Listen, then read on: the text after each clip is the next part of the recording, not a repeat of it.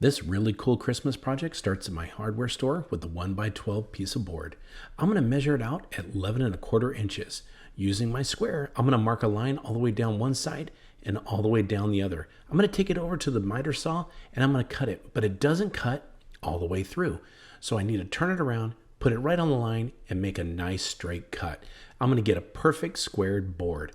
I need to cut a multiple of these, and I'm also going to have to cut some that are 1.5 inches less because I need to put the boards on the inside. I'm building a box. First thing, we're going to lay some glue down, put two of the sides together, and use some brad nails to hold it together while the glue dries. Once that L shape is formed, I'm going to do the same and build that box. Once it's built, I need to set it on some plywood because I got to put a top on. Marking it out, I'm going to use my jigsaw to go ahead and cut down the lines and get that perfect square. I'm going to glue up the top again and then put the top back on and nail it down. That glue is going to dry and make it a solid box. Once I do that, I'm going to make 3 different sizes, different shapes, but I'm going to paint it green. The reason is I need a background color. Don't need to use any primer or anything like that. Just put this color on and make it look really good. I'm going to do all the sides and the top. Let it dry for a little bit and then get the hot glue gun out. I'm going to go ahead and put a glue across the top and lay some of that greenery on top. It only takes about 10 to 15 seconds to hold it down. And I'm just going to keep going around the edges. Start at the bottom and put that down, making sure that you don't burn yourself with that hot glue. As you can see, I'm going to lay down hot glue and work my way up the box. I'm going to do that to all 3 and cover the top. Once I get all of that done, I'm going to get some of these string lights out. They're battery operated, so they're really good. Glue the control on the inside, glue up the string, and then go around the box using hot glue just to tack it down in place. I'm going to circle all of these boxes. Once I do that, it's time to get out some ribbon. On this ribbon though, I'm going to staple it to the bottom. 2 staples should do enough to hold it in place. And then I can take it and start wrapping it around the box. Not too tight, but just tight enough so where it doesn't come loose. Once I go all the way around, I'm going to go back again to the bottom on one side and put 2 staples in. Then with the extra, I can cut it off.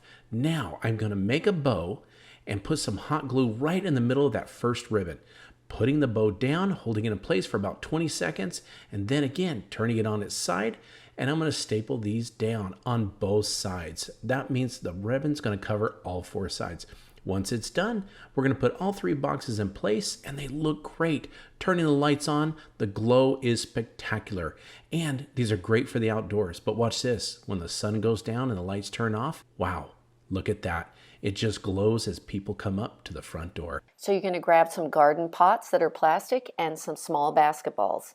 You can improvise with some other supplies you have, but this is what I'm using.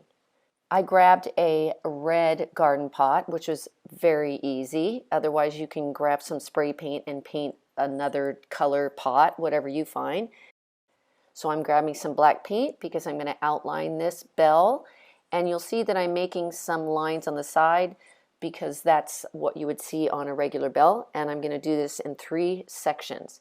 Then I'm going to make some highlights. So we're going to add some little black in different areas. And then we're going to grab some white. And we're going to strategically put the white in different areas to make it look highlighted also.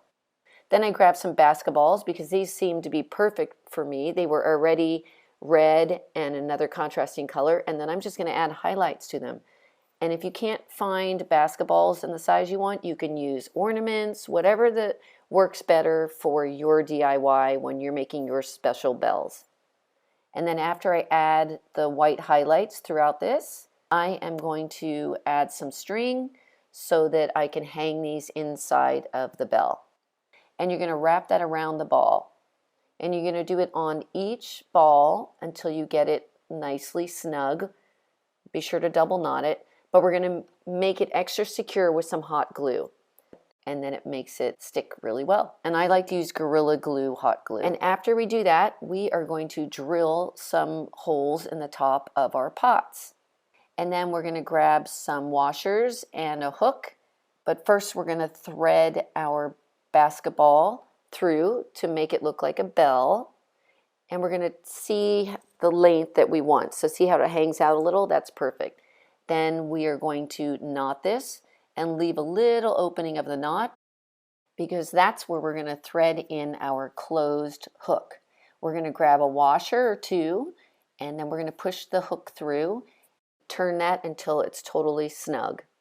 And once we get it snug, we're going to flip over our pot, and we're going to add a few more washers and a nut, and we're going to secure that so that's totally tight. Repeat the process on all your bells.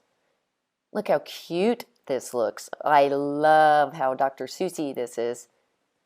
Then I'm going to grab some rope, and I'm going to tie that securely, and see how I tilted the bells so they're in the shape that I want, so they're hanging side by side. And I'm going to double knot that so it's totally tight and secure. Then I'm going to grab some ribbon, and you can use any color ribbon you want or any thickness. And because I like to use what I had a lot of this ribbon, so I'm going to make that into a bow, and then I'm going to take another large piece and make another bow so that it makes it more floppy. Then I'm going to grab some white paint, and I'm going to make some stripes on the bow. And this is going to add some extra texture. It's going to make it look really cute and whimsical. And then for me, I'm putting them at the top of my house. And I also added some lighting to make them illuminate at night. And it looks so cute. And I love the way these holiday bells turned out. They go so well with my other Grinch props that I've made. Grab some tinsel garland and some square wire wreath forms from your favorite dollar store or craft store for this easy and festive Christmas project. Place 2 of the square wreath forms on their side to create an upright L shape. Then, using small zip ties, connect one side of each frame to the other. Use 2 zip ties to create a solid connection for stability. Add that 4th wreath form with the zip ties so all 4 wire frames are connected to form a 3D square. Now that you've got 1 wreath form left, lay it on top to create a box. Cut off the ends of all the zip ties with some sharp scissors. And it's tinsel time. Take a tinsel garland and hot glue one end of the garland to a corner at the bottom of the wreath frame box. Carefully wind the garland around the bottom of the frame box and continue to wrap, working your way upwards. Periodically, use a little hot glue to anchor the garland to the box. A little goes a long way. You don't need to go crazy with the hot glue. When you come to the end of one garland, just start with another garland and continue the wrapping. Hot glue at the beginning of each garland to attach it to the frame.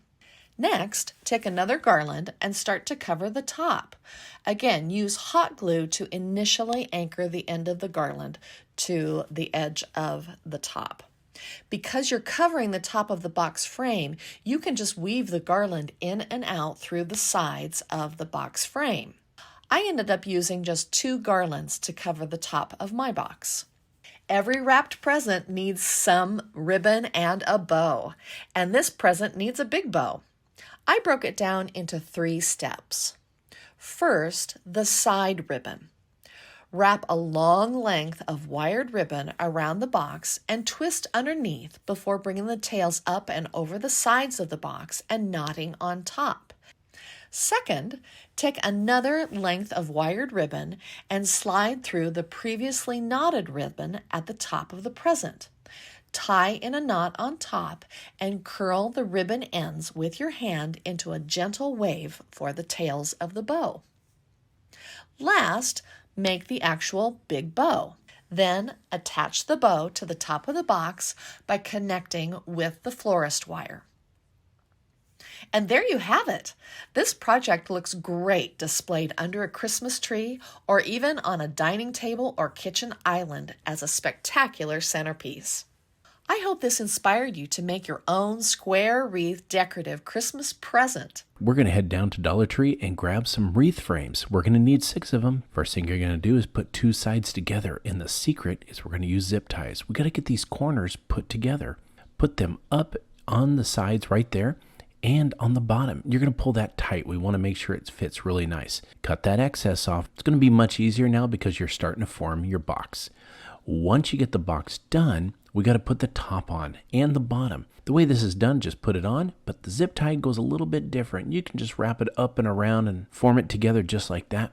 Make sure again you pull it tight and cut the excess off. Now let's grab some easy liner. The big key to this, it's got to be transparent. You got to be able to see through it. Once you lay it out, just wrap it around the box, and this is going to take care of the 4 sides. Once you put it all the way over the top and down the side, that is going to allow us to know where we need to put that first cut. And you're going to cut right between the dots that are on the easy liner. Once you get that done, we're going to use hot glue. Now, don't worry that it's hot glue. It forms and holds that together really nice. It actually kind of melts the plastic a little bit like you're welding it. Go ahead and go the rest of the way down. That way we're going to form all 4 of these sides. Now it's time to do the top. We want to use one of our frames to go ahead and size it and cut it out. And we're going to use those flaps to lay over. Again, grab the hot glue, put it down, and lay it down. Once you get it all put together, grab some ribbon, and we're going to tie a knot in it. You can use any color you want. I used red on this one, and it's time for the lights. Yep, we're going to make this thing glow. That's why I was talking about using it transparent. But we just don't want to throw those lights in there. We want to zip tie them around the side. Once we get it, let's take it outside, stack them together, and we're going to plug it in. Watch this. There's that glow, and look at this. I absolutely love it. It is waterproof because of the liner, and it glows right there in the front door. It's an amazing decor just to have at your front door, and leave it out, and as it glows, you can see it from the street. And it also is there to greet anybody that comes up, knocks on your door. I was in the dollar store the other day and I came across these waste paper baskets.